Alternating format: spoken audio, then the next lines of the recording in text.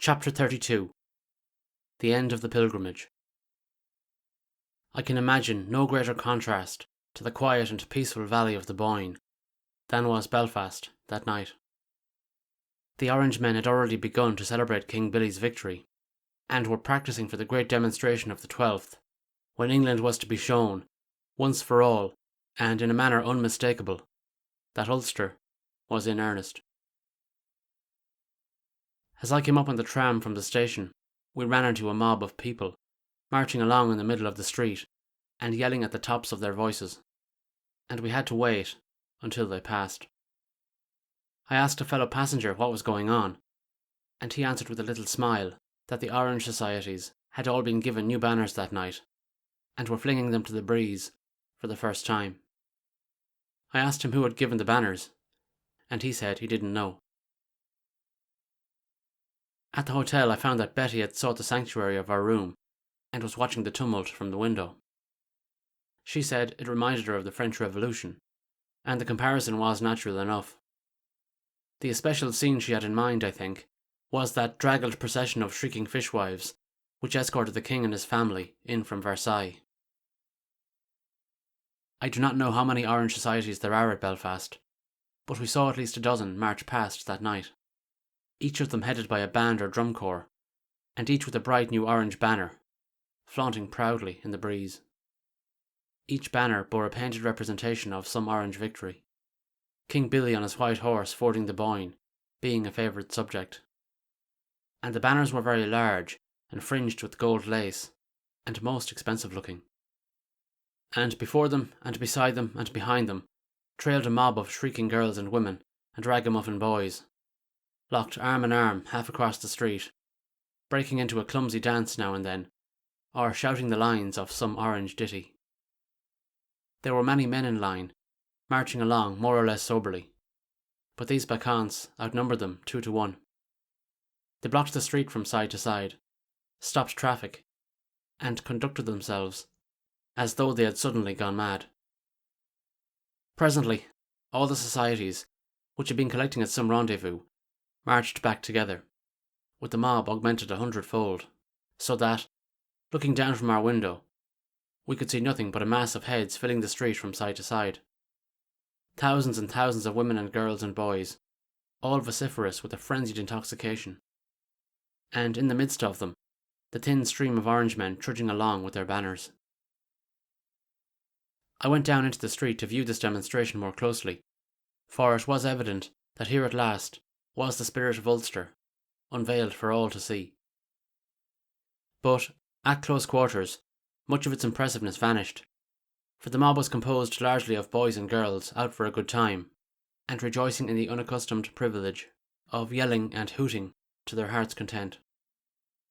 A few policemen would have been quite capable of dealing with that portion of it, but the men marching grimly along behind their banners were of different stuff. They were ready, apparently, for any emergency, ready for a holy war, and I wondered if their leaders, who had sown the wind so blithely as part of the game of politics, were quite prepared to reap the whirlwind which might follow. A man with whom I fell into talk said there would be a procession like this every evening until the 12th, but I should think the drummers would be exhausted long before that.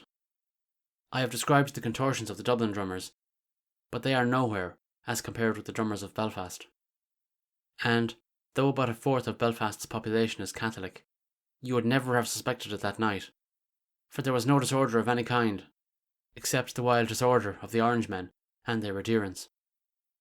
I suspect that, in Belfast, wise Catholics spend the early evenings of July at home. We went out next morning to our Doyne village to see one of the few establishments where linen is still woven by hand. A beautiful old factory it is, with the workrooms grouped around an open court, which reminded us of the Planta Morettas at Antwerp, and the Scotchman in charge of it took us through from top to bottom. I have forgotten how many looms there are, some 30 or 40, and it was most interesting to watch the weavers as they shot the shuttle swiftly back and forth with one hand, and worked the heavy beam with the other, while with their feet they controlled the pattern. Nearly all the weavers were old men, and our guide told us it was growing more and more difficult to replace them, because hand weaving had been so largely displaced by machine work that it was rapidly becoming a lost art.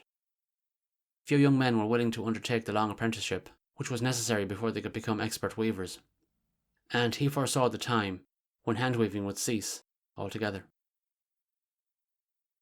Then we went upstairs, where the pattern mechanism is mounted above each loom, and though I understood it in a way, after long and careful explanation, I am quite incapable of explaining it to anybody else, except to say that the threads which run down to the loom below are governed by a lot of stiff cards, laced together in a long roll, and cut with many perforations, so that the roll looks something like the music rolls used in mechanical piano players.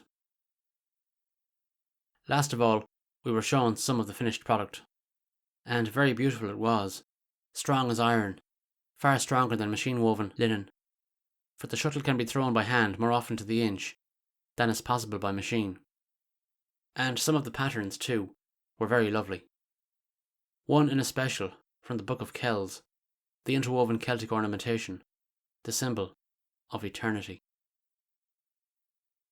Of course, we talked about Home Rule, and our Scotch host, who was evidently a devoted Orangeman, was very certain Ulster would fight before she would acquiesce. If the fight went against her, he prophesied that no Protestant industry which could get out of Ireland would stay to be taxed out of existence by a Dublin Parliament, and he said that many of the great factories had already secured options on English sites and were prepared to move at any time. I remarked that it seemed to me the wiser plan would be to wait and see how Home Rule worked before plunging into revolution. Then, if it was found that Ulster was really oppressed, it would be time enough for our army to take the field. And I told him something of what I had seen and heard in the south and west of Ireland, that among all the people I had talked with, not one had expressed himself with any bitterness toward Ulster, and that many had said frankly that the leaders of the Irish people would be largely Protestant in the future, just as they had been in the past. But he was unconvinced, and very gloomy over the outlook. We came away finally, and took a last look about Belfast, at the busy streets, the bright shops, the humming factories, the clattering foundries. And then the hour of departure came. The jarvey who drove us to the boat was a jovial, loquacious son of the church, with good-natured laughter for Orange excesses. "Why should we Catholics interfere with him?" he asked. "We'd only be getting our heads broke, and all the papers would be full of the riots in Ulster. Sure, haven't I seen them before this, treating a small fight at the corner as though it was a revolution? No, we'll just stay quiet and let them have their fun. It does good to them and no harm to us. They'll settle down again when the Home Rule Bill is passed, and then we'll be Irishmen all, please God." From the bottom of my heart, I said I hoped so. Indeed, I can think of no better watchword to replace "No Surrender" and curses on King Billy and the Pope than Irishmen all. There are few busier ports than Belfast, and we made our way down to the quay, through a tangle of drays that would have done no discredit to the New York waterfront. And at last we found our boat and got aboard. And presently the ropes were cast off, and we steamed slowly down the river, between long lines of lofty scaffolding, shrouding the hulls of scores of mighty ships, one day to play their part in the commerce of the world. And then we were in Belfast Lough, with the grim keep of Carrickfergus looming on the western shore. And then the bay widened, the shores dropped away, and we headed out across the white-capped waters of the Irish Sea. For long and long in the distance, we could see the purple masses of the Antrim Hills, growing fainter and ever fainter, until at last they merged into the purple of the western sky.